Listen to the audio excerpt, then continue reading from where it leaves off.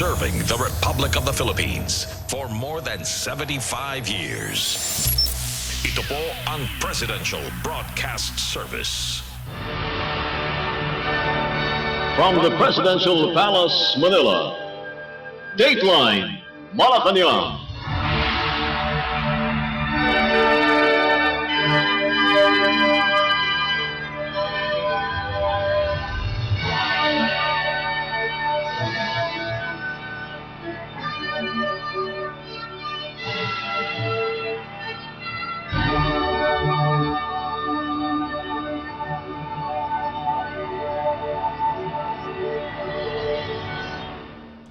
Good day, this is Dateline Malacañang.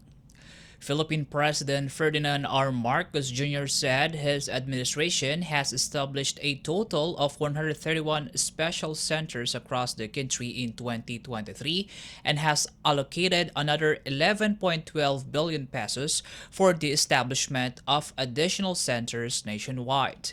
In a video message, the president said that since he has signed Republic Act or RA number 11959, also known as the Regional Specialty Centers Act, on August 24, 2023, specialty hospitals were established in various parts of the country.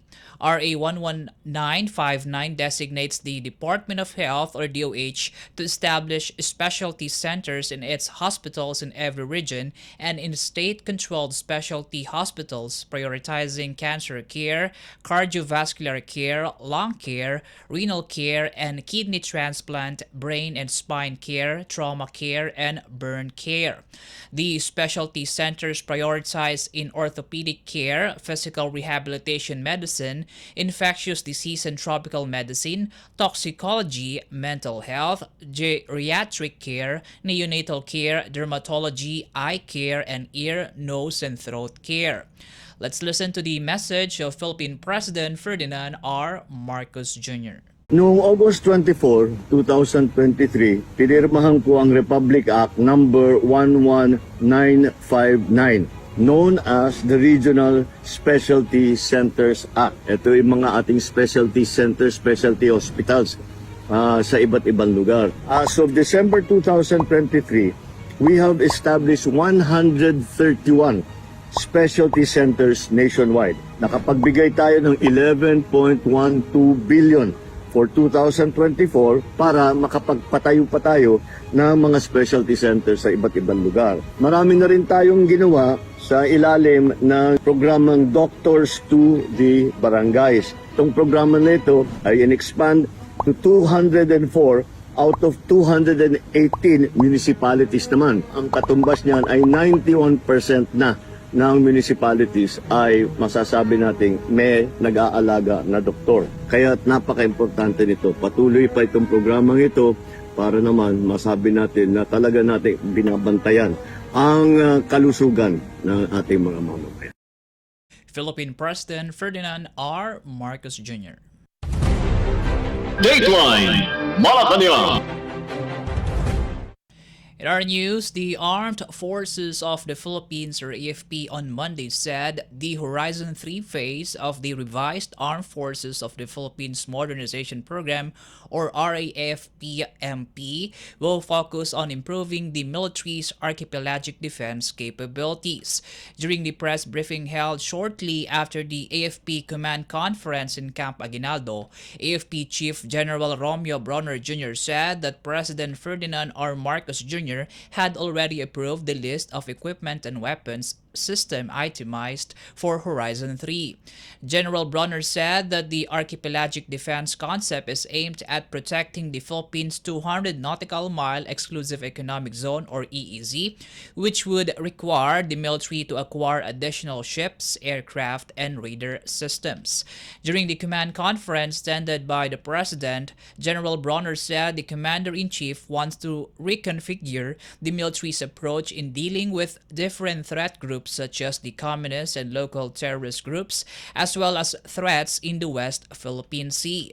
The AFP chief said President Marcos Jr. instructed them to think of new and innovative ways to deal with the threats and also gain the support of the Philippines' partners and allies as well as like-minded countries.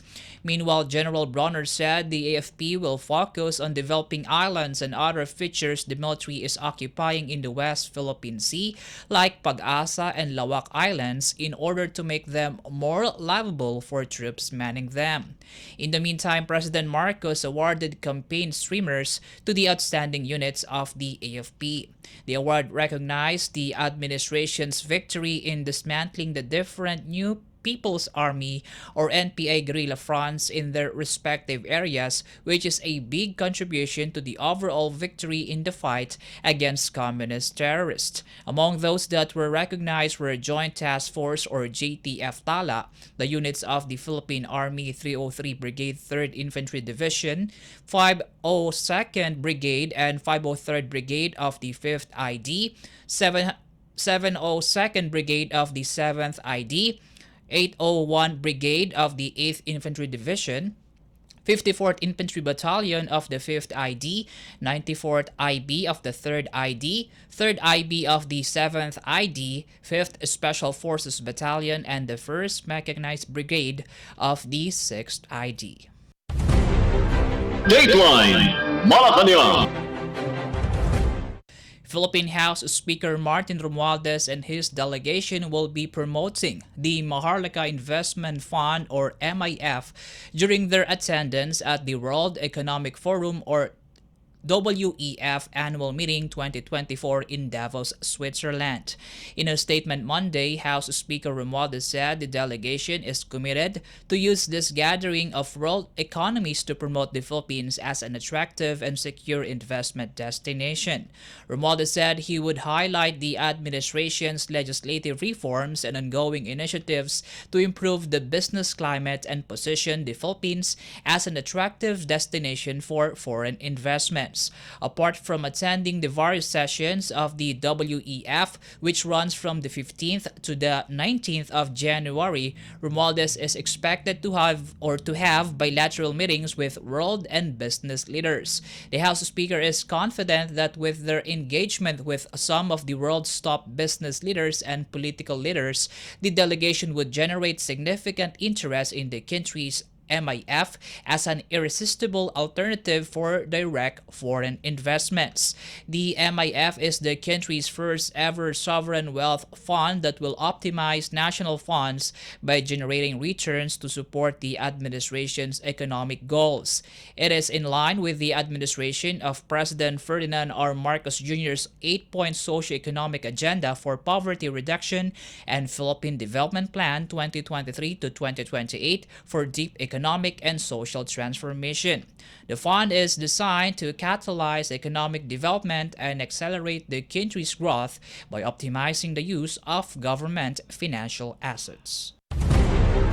Dateline Malacañang.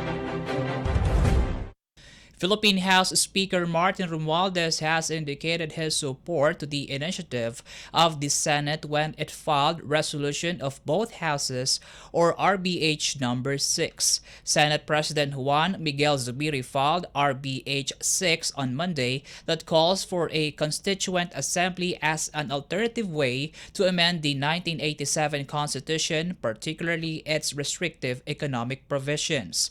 According to Romualdez, the Philippines is now in the position for transformative economic growth.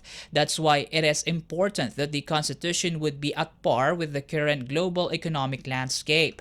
It is not only the right time, the House Speaker added, but it is also needed in order to open up the country's potential. Romualdez said the Constituent Assembly also recognizes and respects the democracy and participatory process. The House leader also said that RBH 6 affirms the unified calls of the Senate and the Congress. Speaker Romualdez assured the public that amending the Constitution is a significant and sensitive matter. That's why both the Senate and the House is committed to ensuring that this process is transparent, inclusive, and reflective of the aspirations of all Filipinos.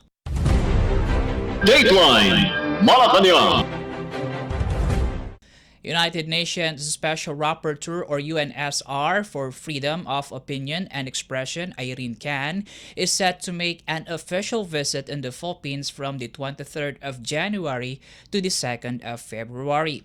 According to the Office of UN High Commissioner for Human Rights website, in the spirit of cooperation and dialogue, Can will study the situation of the rights to freedom of opinion and expression in the Philippines.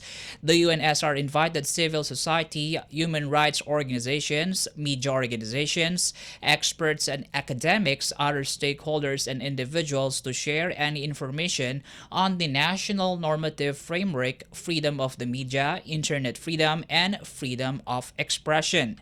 Can became the first woman to hold the position at the UNSR since it was established in 1993. She assumed office in August of 2020.